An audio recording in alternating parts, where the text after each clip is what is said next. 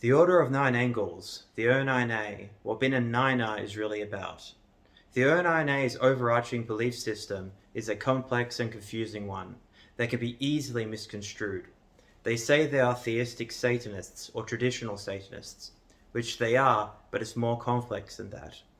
Joris-Karl Huysmans' 1891 novel Là-Bas is probably the best depiction of theistic Satanism ever written. It shows in the context of Catholic France an aristocratic undercurrent of civil servants and Catholic Church officials secretly engaging in satanic activities, particularly the Black Mass. Là-Bas is a thinly veiled work of fiction of the author's real journey into this satanic undercurrent within the Catholic France in the late 1800s. This was not just popular in France, but also among Eastern European aristocrats, particularly from Eastern Orthodox Christian backgrounds, most prominently popular among Russians and Serbians. There was a huge satanic movement in Eastern Europe during that time, mostly influenced by Joris-Karl Huysmans, as Là-Bas was a watershed moment in literature, as a departure from the atheistic Decadent movement and into the more existential exploration into religion, the death of God and Christianity, with heavy influences from Friedrich Nietzsche's works at the time, particularly Beyond Good and Evil. Là-Bas concerns a novelist Joris-Karl, who is disgusted by the emptiness and vulgarity of the modern world. He begins to research the life of the 15th century knight Gilles de Rais, made famous from his military career as a companion in arms to Joan of Arc, and infamous later for becoming an occult child sex murderer, possibly the worst serial killer in Western European history. Although his crimes are most likely exaggerated, in the context of Là-Bas, it's the dichotomy between being a distinguished knight connected with a Catholic saint to becoming an occult murderer obsessed with Satanism that is of interest in the context of the story, and also of what Satanism is actually about in the contemporary sense. Through Joris-Karl's contacts in Paris, notably Dr. Johannes modeled after Joris Antoine Blouin, Joris-Karl finds out that Satanism is not simply a thing of the past, but alive in turn-of-the-century France. He embarks on an investigation of the occult underground with the help of his lover, Madame Chantelouve.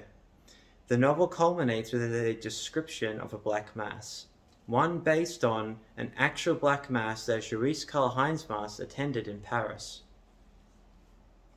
Without going into Huysmans too much, I must mention him and Là-Bas, for its modern obscurity is in no way a reflection of the impact Là-Bas had on late 1800s aristocrats. The O9A is no exception. With these influences regarding Satanism culminating from the works of authors like Huysmans, the existential philosophers like Friedrich Nietzsche, along with Darwinian evolutionary theory, survival of the fittest being taken to the extreme within the O9A system. I was going to make a video going into the O9A core belief system as a whole, as objectively as possible, without sensationalizing nor downplaying what they are. But this is not possible, for despite the sevenfold way, the acausal realm, the forced and covert implementation of mass change on the aeonic level, the esoteric Hitlerism, the esoteric Nazism influence, none of this really matters to the individual niner. What really matters is self-initiation through insight roles and other methods. Many of the niner beliefs as a whole contradict each other, but that is from the perspective of people who lack of understanding of the system as a whole. It is not a dogma to be followed. You don't need to be essentially a neo-Nazi to be a niner. The neo-pagan influence would seem to contradict the theistic Satanist proclamation of the organization. But they do not. In a way similar to LaVeyan Satanism and the Temple of Set, Satanism is more of a conceptual, archetypal, existential concept rather than an inversion of Christianity and Christian belief. Satan is the adversary, and organizations like the O9A, who hate Judeo-Christian influence of Western society, as it is seen as not European, which, to give them credit, is actually true. They are the adversary to this foreign religious influence. But unlike what in my youth I would call LaVeyan Satanism and the Templar set, quote, Satanism for housewives, the O9A take traditional Satanist beliefs and actually follow through with them. To me, the mystical, Nazi, neo-pagan and Hermetic influence of O9A material are simply paths of suggestion along your own path of self-initiation and eventual apotheosis, with the core O9A beliefs being simple. It is really about the existential crisis brilliantly written in Là-Bas and examined by the likes of Nietzsche. With the death of God we are still in an internal turmoil over ever since the late 1800s, from Darwinianism and accepting it as the O9A perspective and taking on the most extreme form of survival of the fittest possible. The O9A do not want to be publicly acceptable like LaVeyan Satanism and the Church of Satan. They are honest in what they are. They are a decentralized terrorist organization based upon taking the most extreme elements of existential Satanist perspectives and actually doing it.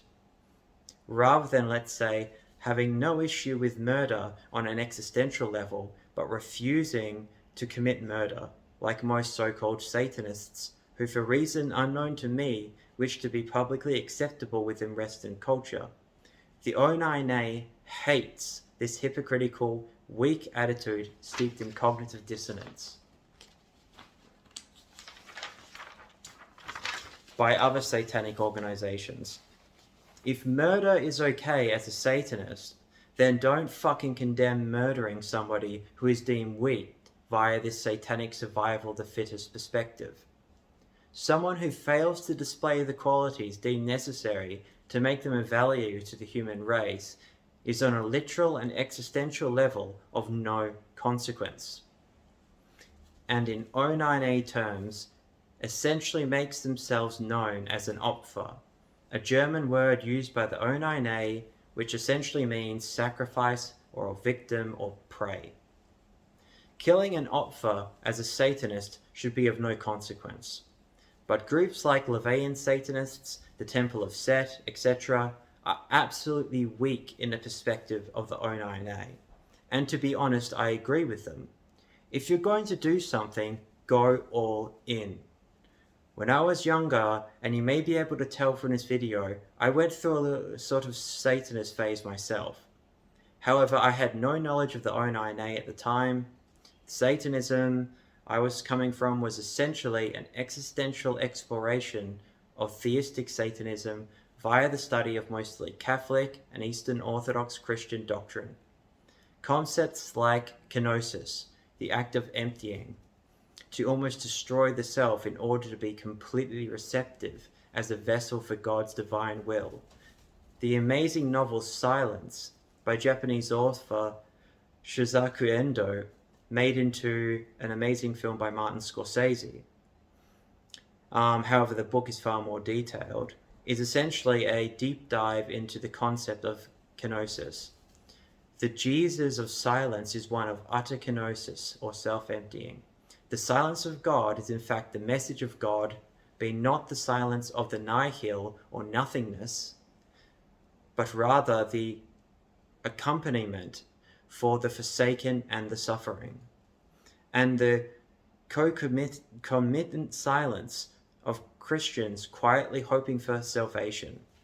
The possibility that the nihil, emptiness, meaninglessness, and hopelessness will eventually prevail, uncertainty about the fate of the soul or the self for secularists, lies at the heart of the human experience.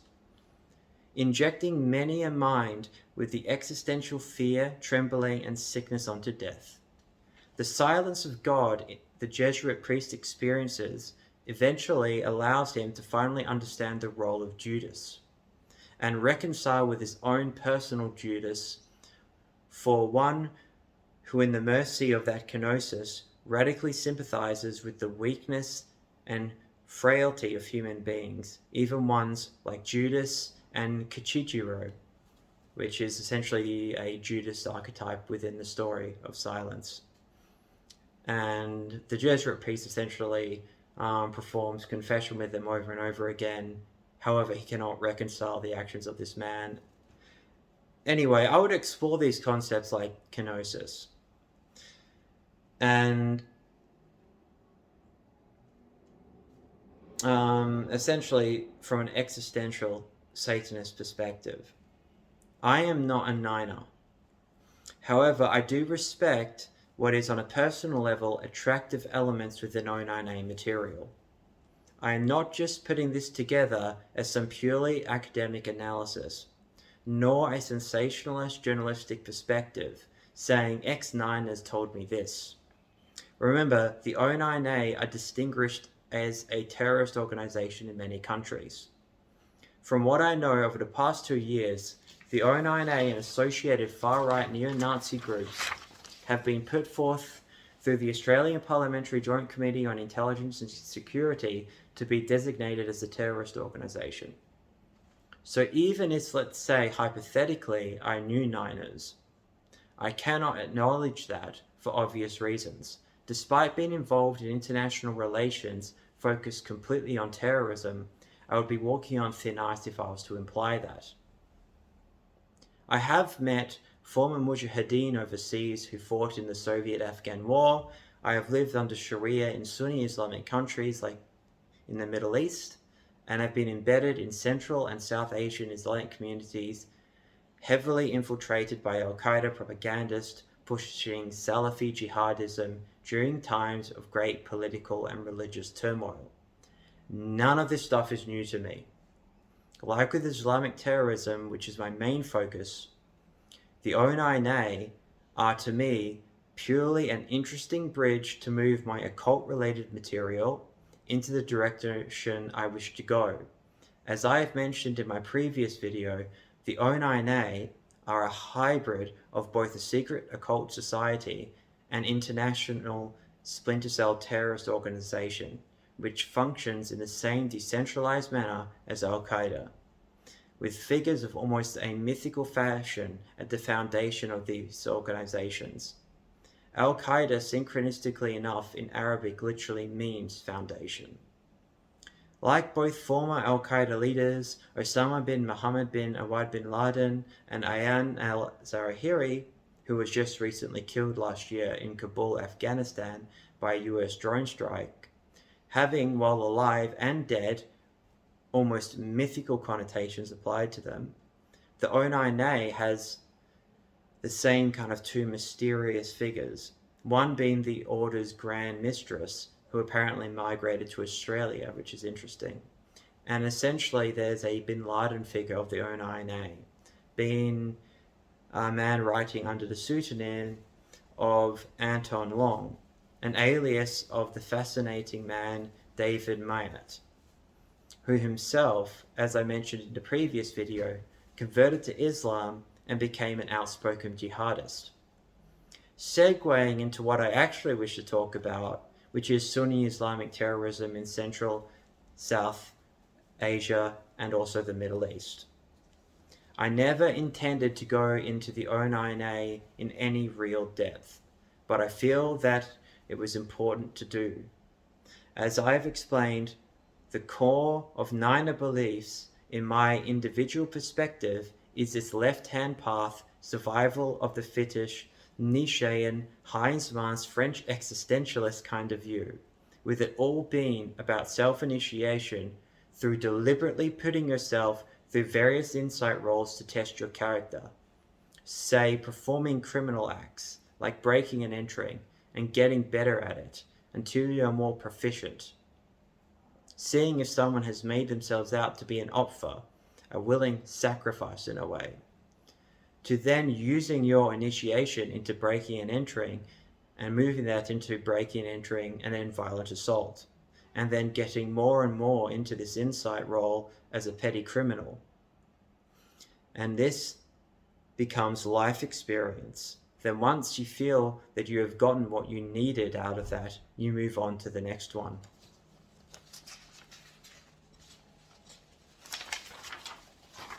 All these skills you learnt breaking and entering, etc., may be of great use in your future.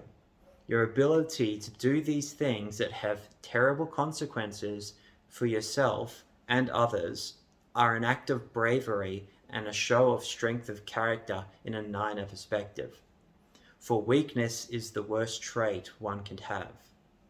You must test everyone to see if they pass these secret tests of character. Test other 9ers, random people. If they fail, then they presented themselves as an opfer. And you can essentially kill them, rape them, gaslight them until they commit suicide, or are institutionalized. There are many ways to go about this. My point is all of the articles you can read about the O9A, the hot takes by content creators, so-called journalists, etc., are focused on an esoteric system that takes time and energy to understand as a whole. Time none of these people took. So instead of going into 9A mystical beliefs, I thought I would just tell you where the core foundation of 9A philosophy is, which is this form of traditional Satanism, as they call it. That is what matters to 9ers, this system of self-initiation and building of character to slowly perform a form of apotheosis. Ending this, I have gone into much. I scripted this because I do not wish to be misunderstood. I have elaborated from my last video because I have no interest in talking about the O9A any further. So I decided to compound my thoughts and bury it. But for now, I'll be moving into what I really wish to talk about, and that is Afghanistan. I am not abandoning the occult.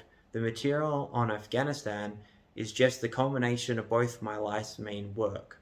It has heavy occult connotations, along with it being one of the most interesting and complex histories in international relations. Thank you for watching.